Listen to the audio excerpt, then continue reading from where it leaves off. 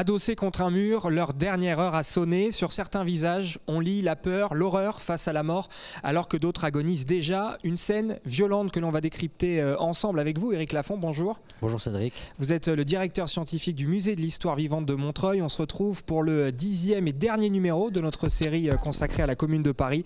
Ce moment de notre histoire où le peuple parisien assoiffé de démocratie a pris le pouvoir de la capitale au printemps 1871. Pourquoi, comment, avec quelles conséquences? Bienvenue dans Mémoire vive.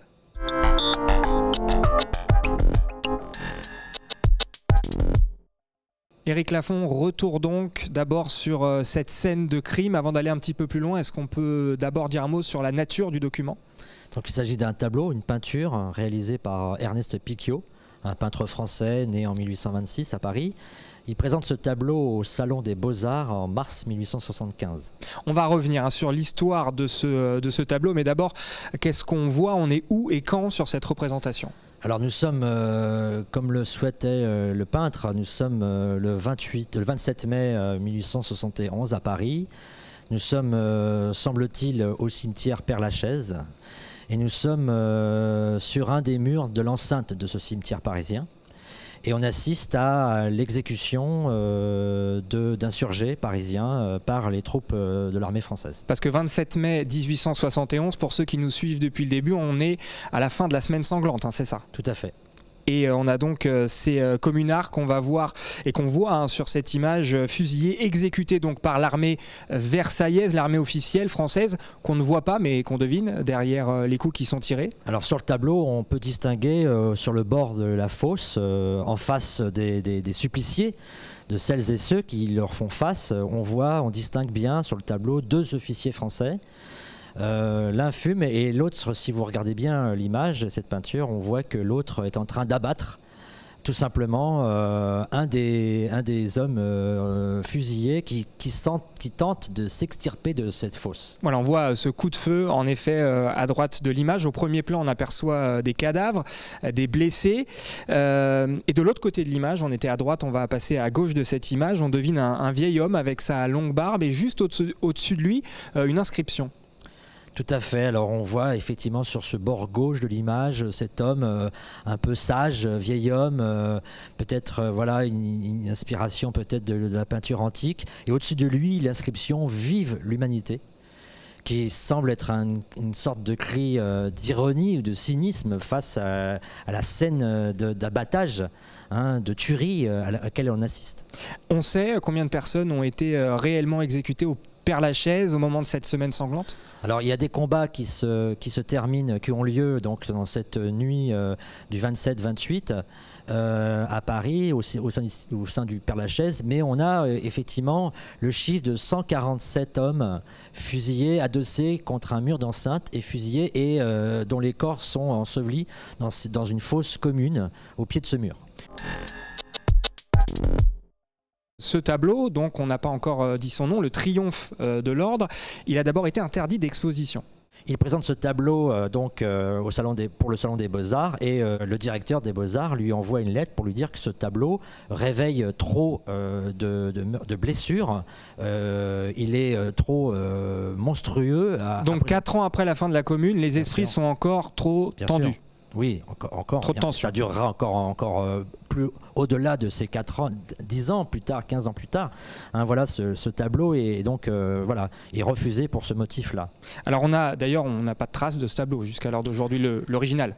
Alors voilà, donc l'image que vous présentez là aujourd'hui, c'est une lithographie qui est conservée au musée d'art et d'histoire Centre Paul-et-Loire à Saint-Denis. Nous ne conservons, le tableau a été perdu, on est quelques-uns à le rechercher aujourd'hui, avec ce 150e anniversaire de la Commune. Nous disposons que de reproductions. Voilà, on lance aussi l'avis de recherche en même temps qu'on enregistre cette émission. Il y a ce tableau qui est donc interdit d'exposition d'Ernest Picquiau. Il y a un autre de ces tableaux, la veuve du fusillé aussi, qui est interdit pour les mêmes raisons, pour cette histoire de tension encore trop présente autour de la Commune de Paris. Tout à fait, oui. Alors ce tableau de 75 qui s'appelle donc, vous l'avez rappelé, le Triomphe de l'ordre, est suivi d'une seconde peinture, une sorte de diptyque, un duo de peinture on va dire, qui est réalisé par Picchio en 1877 et qui est de nouveau présenté au Salon des Beaux-Arts. Ce tableau représente une femme, une veuve, qui, accompagnée de ses 2 enfants, se rend toujours au même endroit, hein, un mur d'enceinte au Père-Lachaise. Les enfants portent des couronnes, des gerbes, voilà, et il semblerait qu'ils viennent déposer une couronne de fleurs pour leur père. Et le mari donc de cette femme, qui semble-t-il a été fusillé au pied de ce mur, hein, voilà. Et ce tableau, une fois de plus, est refusé par la direction du Salon des Beaux-Arts parce qu'il réveille des blessures, la guerre civile, etc. Des esprits encore donc échaudés, on va dire, par la mémoire de cette commune de Paris. Il faut attendre mai 1880, c'est ça, pour voir le premier hommage au Père-Lachaise? Alors la première, on va dire, première manifestation officielle organisée date de, comme vous le dites, de mai 1880. Voilà. Il y a eu des hommages qui ont été individuels auparavant. Il y a eu un banquet qui s'est déroulé un petit peu avant 1880 où on a apporté quelques fleurs pour les déposer au pied de ce mur d'enceinte. Mais le 24 mai 1880, c'est la date qu'on a retenue pour la première manifestation officielle au Père-Lachaise pour rendre hommage aux morts de la commune. Et puis par la suite, ce lieu est devenu un petit peu symbolique, notamment pour la gauche, les gauches françaises. Tout à fait. Donc petit à petit, un rendez-vous va être pris annuellement aux dates de la semaine sanglante, entre le 21 et le 28 mai de l'année en cours. La date importante à retenir, c'est celle de mai 1908, parce qu'on va apposer la plaque que toutes et tous peuvent aller voir aujourd'hui, qui est fixée contre ce mur au Père-Lachaise, une plaque sur laquelle on peut lire aux morts de la commune, 21-28 mai 1871. Éric Lafont, si on veut aller plus loin sur ce thème, sur l'importance de ce qui s'est passé au Père-Lachaise et peut-être aussi plus généralement sur la semaine sanglante, alors, on peut se tourner vers quel bouquin? Voilà, donc vous avez un ouvrage écrit par Daniel Tartakovsky qui s'appelle « Nous irons chanter sur vos tombes » qui est paru chez Aubier.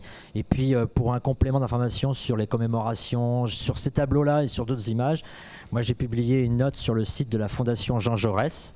Hein, vous tapez commémoration 1871 sur ce site-là et vous tombez sur une grande note assez longue avec des images.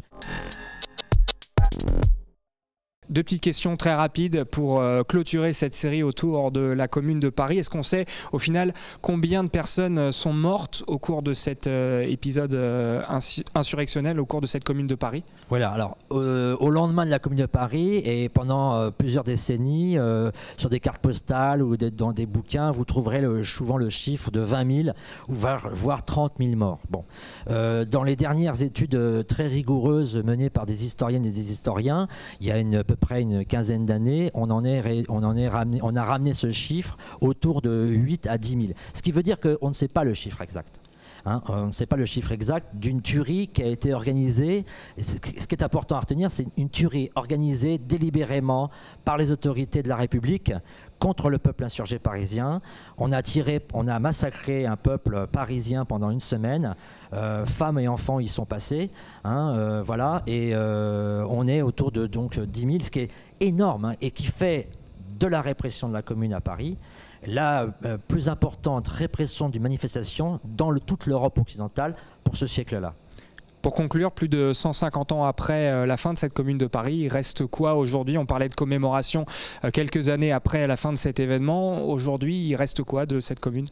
Mais il reste d'abord un hommage qui se perpétue encore, donc une montée au mur qui est organisée par l'association des Amis de la Commune chaque année et qui regroupe du monde. Hein. Cette année, ça a été pas mal important. Il reste du travail éditorial, beaucoup d'ouvrages, des BD qui sont sortis, des dessins, etc. Des groupes de théâtre, des compagnies théâtrales, des chorales qui entretiennent cette mémoire et cette histoire.